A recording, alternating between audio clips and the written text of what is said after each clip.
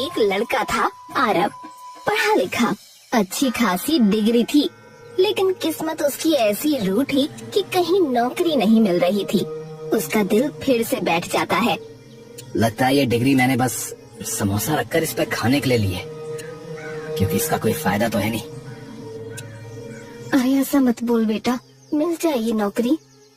उसकी माँ उसे समझाने की कोशिश करती कि वक्त खराब है पर बीत जाएगा, मगर उसके भीतर की बात कोई नहीं समझ पाता था। वो अंदर से हर दिन थोड़ा और टूट रहा था।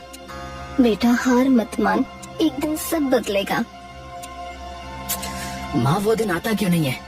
मेरे मरने के बाद आएगा क्या? तुम कब तक लोगों के घरों में काम करके घर चलाओगी माँ? कोई नहीं बेटा, तू बस नौकरी ढूंढ, बाकी मैं हूँ ना। हाँ, मेरी जिंदगी में दो ही तो लोग हैं माँ, एक आप और एक वो है। उसके अंधेरे भरे जीवन में उसकी माँ के अलावा एक ही रोशनी थी, सिया। उसकी एक मुस्कान से आरव को ऐसा लगता कि दुनिया अभी पूरी तरह बर्बाद नहीं हुई। वो महीनों से मन में एक सपना पकड़े बैठा था, नौकरी मिलते ही अपने रिश्ते की बात करेगा। यार बस एक नौकरी मिल जाए, फिर मैं उसके घर जाऊंगा यार सीधा। अरे नौकरी आ जाएगी यार, लड़की तुझे चाहती है, बस उसके बाप को साबित कर दे कि तू जम चुका है और क्या। लेकिन लड़की के पिता का फैसला पत्थर की तरह अड़िग था। पहले जम जाओ फिर बात होगी। उधर घर की हालत बदतर होती जा रही थी। कर्ज ऐसे बढ़ रहा था जैसे कोई अदृश्य बेल उसके गले में लिपट रही हो। शायद भगवान अच्छी किस्मत में मेरा नाम लिखना ही भूल गए। क्या करूं क्या करूं, कुछ समझ में नहीं आता है। कब तक ऐसे बैठा रहूंगा मैं? कुछ तो करना ही होगा, कुछ बड़ा। हालात खुद से नहीं बदलते। अगर मैंने कोई रास्ता नहीं खोजा तो सब कुछ फिसल कर खत्म हो जाएगा।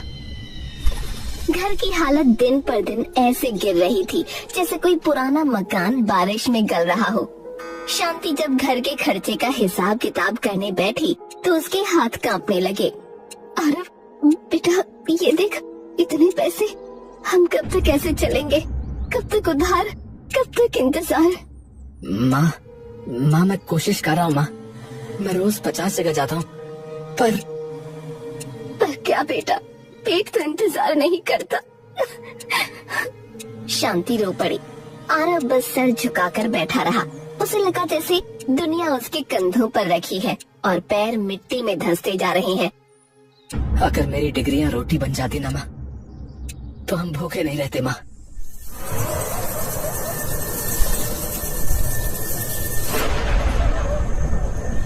उस रात आरव करवटें बदलता रहा, पूरी रात सोचता रहा और फिर सुबह होने से पहले उसने एक फैसला कर लिया।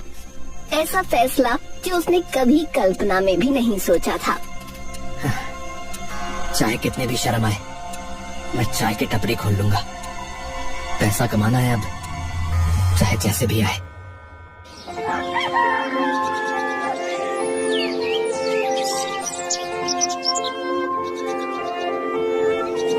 पहले दिन आरव चाय बनाते हुए घबरा रहा था। उसे लग रहा था जैसे कोई उसे पीछे से देख रहा है, उसका मजाक उड़ा रहा है। पर धीरे धीरे कुछ ग्राहक आने लगे। चाय की महक गली में फैलने लगी। ओहो, ये चाय तो लाजवाब है भाई, बढ़िया बनाई है। सच में? हाँ भाई बिल्कुल, ऐसे ही बनाते रहो तो टपरी चल पड़ेगी। यहाँ कितने हुए? शाम ढल रही थी और उसी शाम उसकी जिंदगी की सबसे प्यारी आवाज उसके पास आई। सिया, तुमने हिम्मत दिखाई आरव, सब नहीं कर पाते ये। सिया, काश मैं जल्दी कुछ बन पाता ताकि तुम्हें अपनी जिंदगी में ला पाता। ये भी होगा, बस तुम ईमानदार रहना। सिया चली गई और आरव ग्राहकों का इंतजार करने लगा। तभी उसने देखा कि एक कबूतर बुरी तरह जमीन पर गिरा और फड़फड़ा रहा था। अरे इसे क्या हुआ? ओहो, अरे इसके पैरों में तो मांझा उलझ गया है। आरव ने फटाफट कबूतर को पकड़ा और उसे इस परेशानी से आजाद किया। कबूतर पंख फड़फड़ाता हुआ उड़ गया। अरे आसमान में क्या देख रहा हो भैया? अरे इधर आओ, चाय दे दो मेरे को। हाँ हाँ भैया, आता हूँ आता हूँ। उसकी टपरी अब चलने लगी थी।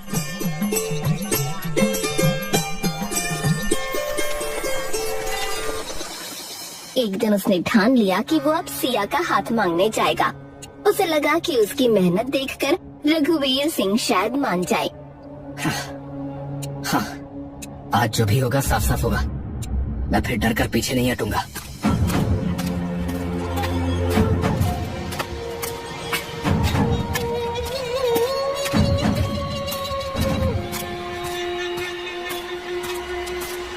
वो सिया के घर पहुंचा। दरवाजा खुला, सामने रघुवीर सिंह खड़े थे। नमस्ते अंकल। मैं वो आपसे। हमें पता है तुम किस लिए आए हो। अंकल मैं मेहनत करके चाय बेचते हो? क्या मेरी बेटी को टपरी पर बैठा कर रखोगे? दुनिया में 1000 लड़के हैं नौकरी वाले, कमाने वाले, और तुम चाय बेचने वाला बनकर रिश्ता मांगने आए हो। निकल जाओ यहाँ से सीधे। आरव ने कोई जवाब नहीं दिया और सर झुकाकर वापस चल पड़ा।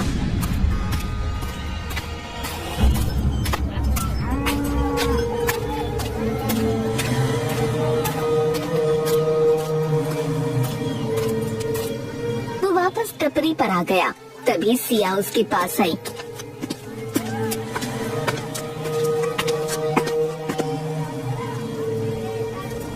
आरव, ये लो, इस पाउडर को चाय में डालना, इससे चमत्कार होगा, लेकिन किसी को बताना मत। लेकिन ये है क्या और क्यों? बाद में मिलती हूँ, बाय। वो कुछ बोल पाता इससे पहले ही सिया मुड़कर चली गई। उसे बड़ा अजीब लगा। क्या है ये? खैर जो भी है, अगर सिया ने दिया है तो इस्तेमाल तो करना ही है। उसने चाय में पाउडर की एक चुटकी डाली। खुशबू में कोई बड़ा फर्क नहीं था, पर कुछ तो हुआ था। पहला ग्राहक आया, रिक्शा चालक, जो अक्सर उधार चाय पीकर चला जाता था। अरे भैया आ रहा हूँ। अरे एक कड़क चाय दे दो भैया। हाँ, अभी बनाता हूँ। उसने कप बढ़ाया। ग्राहक ने पहला घूंट भरा और बोला, अरे ये चाय, अरे ये तो जन्नत है भैया। अरे आज तो दिल जीत लिया तुमने भाई। है? और हाँ सुनो, ऐसा है पैसे कर दूंगा। अरे ये ना करो, अभी दे दो। तुम वैसे भी बहुत उधार करते हो भाई। अच्छा चलो ले लो भैया, ले लो। तुम भी क्या याद रखोगे हाँ कि किस रिक्शे वाले से पाला पड़ा था।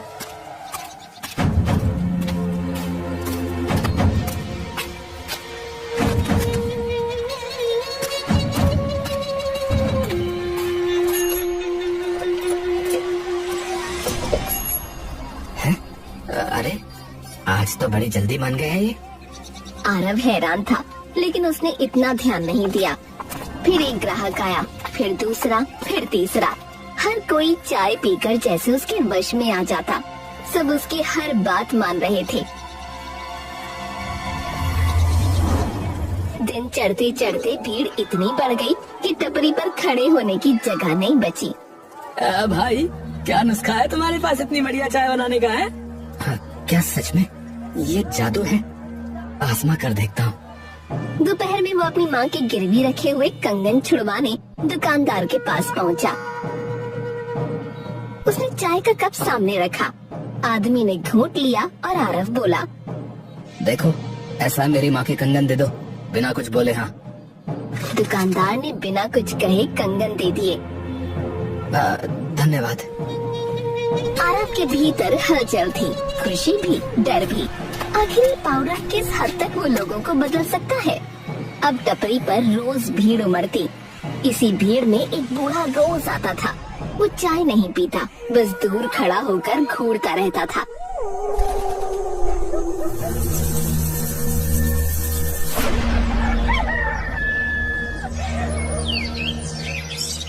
एक दिन आरव बोला, अरे बाबा रोज आते हो आप, चाय तो पीते नहीं, कुछ चाहिए क्या?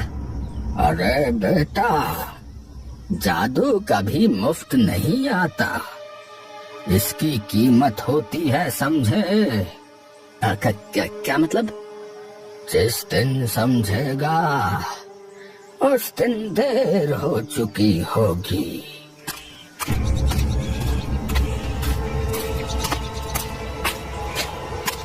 आरव का दिल एक पल को भारी पड़ गया, लेकिन उसने खुद को समझाया कि बूढ़ा शायद पागल है।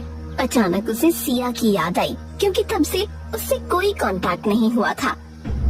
मुझे लगता है कि मुझे सिया के घर जाना चाहिए।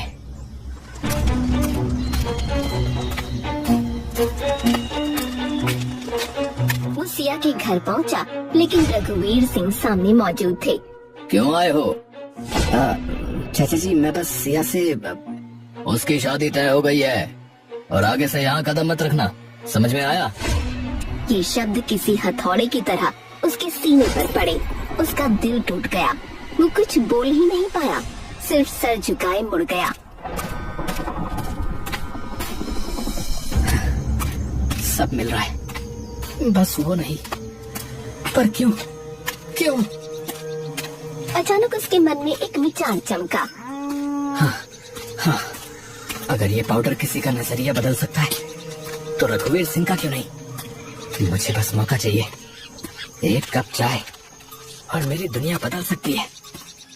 कई दिन आरव मौका ढूंढता रहा। एक दिन शाम को आखिर किस्मत ने उसकी तरफ झुकना शुरू कर दिया। चौपाल पर रघुवीर बैठे थे। आसपास 2-3 किसान बातें कर रहे थे। आरव धीरे से उनके पास गया। अंकल, मेरे हाथ की चाय पीजिए एक बार। अरे मैंने मना किया था ना। अरे पीकर तो देखिए ना, पी के तो देखिए। अरे चल हट। अरे ले लो रघुवीर, लड़का इतना कह रहा है तो ले लो एक बार, मन रख लो उसका भी। ठीक है दे इधर। रघुवीर ने कप उठाया। आरव का दिल मानो उसकी पसलियों से बाहर निकलने को था। कैसी है अंकल? अजीब है, पर अच्छी है। अच्छा, तो इसी बात पर क्या मैं आपकी बेटी से शादी कर सकता हूँ? हाँ, क्यों नहीं? वो भी तुमसे प्यार करती है और तुम मुझसे, तो मुझे क्या दिक्कत होगी भाई? आरव के कानों को जैसे यकीन ही नहीं हुआ। वो पलकें झपकाता रहा। रघुवीर की आवाज कानों में किसी सपने की तरह गूंजती रही। क्या इतना आसान था? क्या जादू सच में इतना बड़ा है?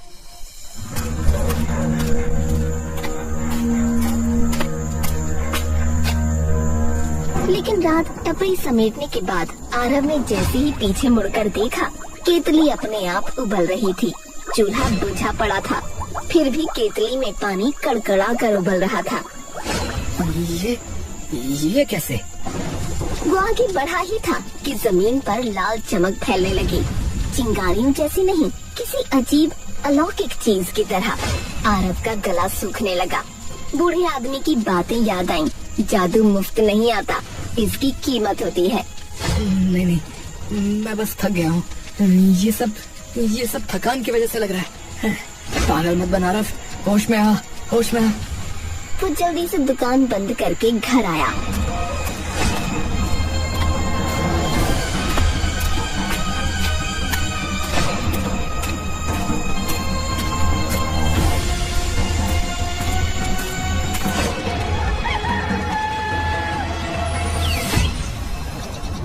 अगली सुबह वो पूरे उत्साह में सिया के घर गया। उसे लगा था कि आज वो पहले की तरह खुलकर उससे बात कर पाएगा। उसे सिया से पाउडर का छोटा रहस्य भी पूछना था। सिया, तुम्हारे पापा फाइनली हमारी शादी के लिए मान गए। देखो ना, मैं तो बहुत ही खुश हूँ। पर वो पाउडर जो तुमने दिया था, आखिर वो था क्या सिया? कौन सा पाउडर? अरे जो तुमने उस रात को दिया था डिब्बे में। अरे मैं तो कई दिनों से घर से बाहर ही नहीं निकली। मैं बीमार थी। उस दिन के बाद हम मिले ही कहाँ। आरव का दिल एक पल को जैसे थम सा गया। उसे लगा सिया झूठ बोल रही है, लेकिन उसकी आंखों में जो घबराहट थी वो झूठों की नहीं होती। सिया, तुमने क्या सच में मुझे वो पाउडर नहीं दिया? मैं कसम खाकर कहती हूँ, मैंने कोई डिब्बा नहीं दिया। मैंने तो किसी पाउडर के बारे में सुना तक नहीं। आरव सोच में पड़ गया, आखिर माजरा क्या है। तभी अचानक एक तेज सफेद रोशनी दोनों के सामने फटी। इतनी तेज कि आंखें बंद करनी पड़ी। उस रोशनी में से एक परी सामने आई। डरने की जरूरत नहीं आरव। तुम कौन हो? तुम कौन हो? उस रात जो तुमसे मिली थी वो सिया नहीं, वो मैं थी। क्या? तुम्हारी प्रेम कहानी देखकर दुख हुआ था, इसलिए मैंने तुम्हें जादुई पाउडर दिया। पर क्यों? ऐसी परेशानियां तो लाखों लोगों के साथ होती हैं। क्योंकि तुमने मेरी मदद की थी। मैंने मदद की? मैंने कब मदद की भाई? कुछ दिन पहले तुमने कबूतर को बचाया था, वो मैं ही थी। क्या? हाँ, और इसीलिए मैंने तुम्हें ये जादू दिया।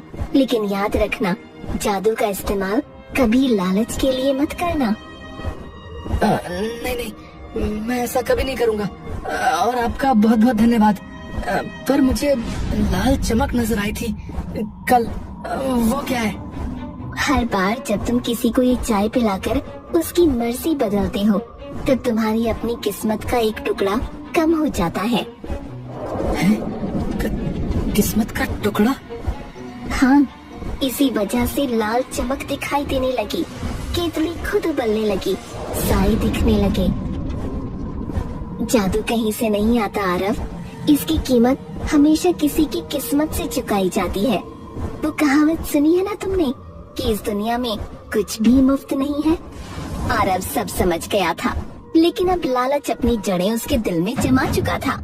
उसके भीतर एक अजीब सा नशा पल रहा था, सब कुछ पा लेने का नशा। अच्छा हुआ आपने मुझे ये सब बता दिया, मैं आपका बहुत आभारी हूँ। मैं भी, क्योंकि आपने हमें मिला दिया। चलिए इसी बात पर चाय हो जाए।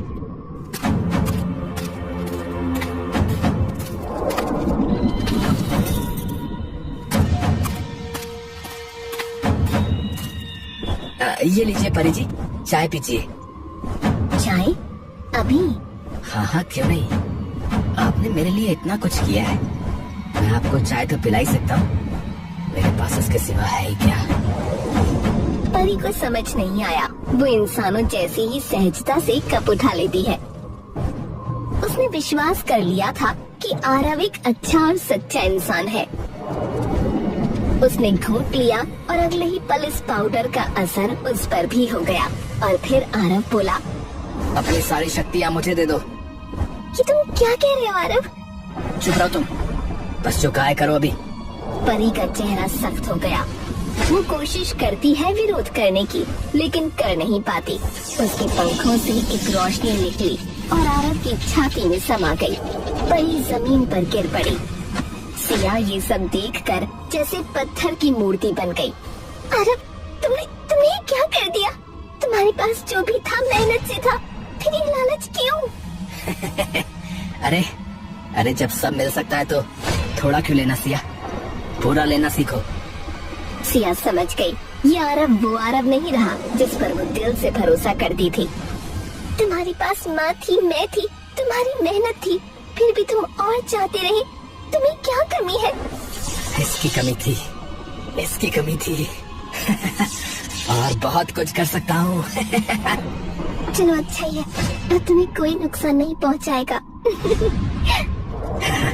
वही तो, चलो अच्छा हुआ तुम समझ गई। तो ठीक है, फिर मैं कल आऊंगा बारात लेकर, तैयार है ना? अच्छा जी।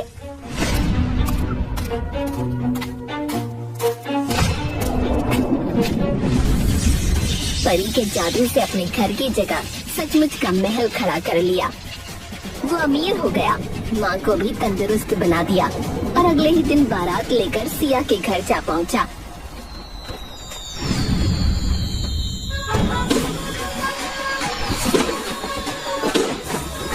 हाय हाय पीछे बाराती, आगे बैंड बाजा, हाय हाय आए दूल्हे राजा, गोरी खोल दरवाजा, हाय हाय। तुम आ गए, आखिर ये दिन आ ही गया। हमारे यहाँ की रस्म है, हम दूल्हे को दहलीज पर हल्दी वाला दूध पिलाते हैं। ये लो आरव। हाँ हाँ लाओ लाओ। अरे अरे ये तो चाय है। सिया का चेहरा एकदम बदल गया और वो बोली, मैं कल तुम्हारी टपरी पर गई थी और वहाँ से वो पाउडर ले आई। पाउडर ले आई? पर क्यों? ताकि तुम्हें सबक सिखा सकूं। अब परी की सारी शक्ति वापस कर दो आरव। हाँ हाँ मैं वापस कर दूंगा।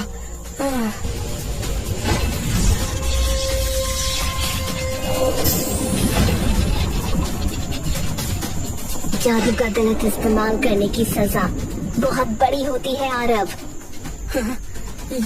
ये तुमने क्या किया सिया? ये तुमने क्या किया? मुझे धोखा दिया। परी ने छड़ी घुमाई और अगले ही पल आरव की पूरी दुनिया टूट कर गिर गई। महल गायब हो गया, अमीरी छिन गई, टपरी सूनी हो गई और दुकानदार कंगन लेने आ पहुंचा। अरे बिना पैसे के कंगन कैसे ले गया तू? वापस कर।